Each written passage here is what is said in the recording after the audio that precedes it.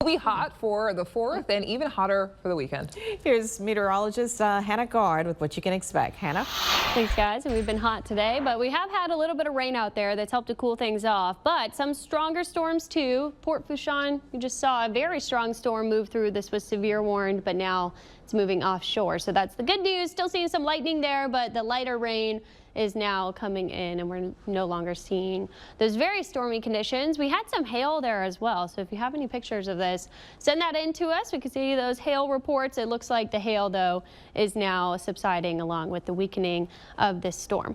Farther up to the north, near Homa, out to the east, we're seeing a couple of little showers just pass through Lockport, and then to the west of Ellendale, we're seeing a little storm right there. North Shore area is seeing some tiny little pop-up storms moving through Pearl River, Slidell. You have some heavy rain here. Bush just saw a storm move through. We might see some rain heading into Hammond here shortly. We have that little storm up to your northwest. Everything else is pretty spotty, though. We have a front just to our north that's set up here and is going to very slowly proceed down to the south over the next 24 to 48 hours. But look how unsettled the weather is over here across Florida. That's from a different system that's in the upper levels, and we're going to see this front kind of swing down and contribute to this mess of storms that's happening to the south. But before it gets all the way through, it's going to continue to pop up storms for us. And because it's moving so slowly, this is why we still have to watch the storm chance even into tomorrow. I don't think this is fully into our area. We kind of have more of a westerly flow, but we might even see some showers in the morning, in the afternoon. They'll be spotty, but you could see a stronger storm or two, especially along the coast. Same with Friday. I think most of the area dry, but we could see a coastal storm or two. So we'll keep watching for that. Lots of cloud cover on Friday for the 4th of July, but things should be drying out into the evening and especially feeling dry on Saturday. We get a northerly flow, but we can't rule out a scattered shower chance. That's why we're keeping the rain chances on there, even though we will have a little bit of a drier feel coming in. 30% coverage tomorrow as that front starts to pass through. 94 degrees on Friday for the 4th of July, 96. 20% storm coverage, some showers, and then same with Saturday. It's going to be hot, but that drop in dew points will make it feel a little bit better. Sunday, we start to get a little bit more moisture and higher rain coverage, but it's still fairly dry for the time of year. Those dew points falling into the 60s Friday. That'll make for a pretty good feel. It's not going to be crisp air by any means, but it'll feel better than that swampy summer feel that we've had today. And even lingering into Saturday, still seeing those low 70s for the dew points. And it really helps with the feels like temperature. It might even feel hotter tomorrow and today than it will through the weekend. But we're still in the triple digits, so still feeling hot. Make sure you're taking heat precautions for those holiday plans.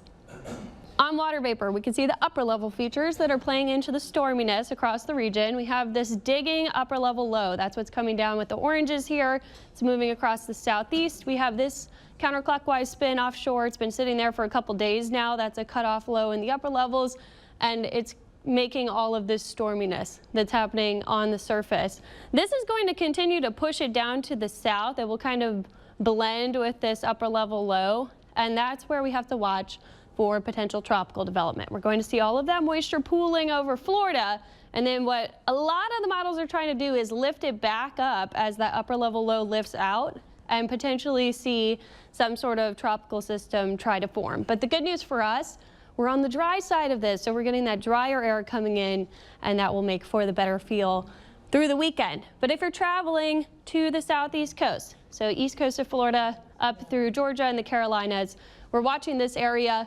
It does include in the National Hurricane Center outlook here for a medium chance of development that northeast Gulf area, but it's been shifting farther and farther east, and the models are definitely favoring this area off the southeast coast. You can see there's even a little bit of a broad counterclockwise circulation trying to happen, but I think that's from the upper level low.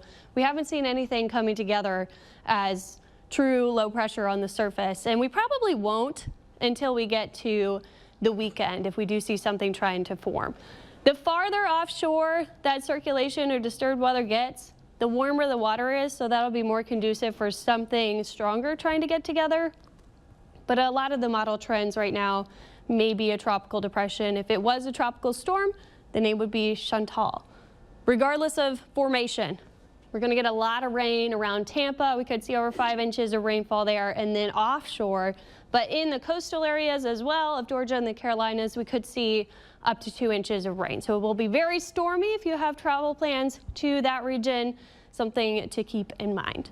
Here's our current conditions. Sitting in the 80s across the area. We actually had a little bit of rainfall out there for many places. That has kept it a little bit cooler, made for a better feel. Tomorrow we'll see those temperatures heating up again to the 90s with feels like temperatures in the triple digits before we see a couple more showers possible. Coverage not as high tomorrow though, so expect it to be hot. Same with 4th of July and all the way through the weekend. We do see an increase in storm chances though, guys. In the early parts of next week. I was out today working on a story, and you saw me. I was trying to find a little tree with shade. To get some shade. That's what everyone's trying to find, shade. Oh, I stepped outside at lunch, and it was like Burning. sticky, hot. That's a good word. Yes. When I walked out my house today, sticky. No, like, I literally right put my away. hands on my arms, and I was like, oh. I'm moisturized. Yeah, not great. Now, we don't have that reaction when we talk about wine, though. Exactly. Yeah. So when training camp kicks off later this month, the Saints expect to have some talented offensive weapons back healthy. Juan Kincaid, we don't think of you as sticky, yucky. No. Not sure how I should follow that one.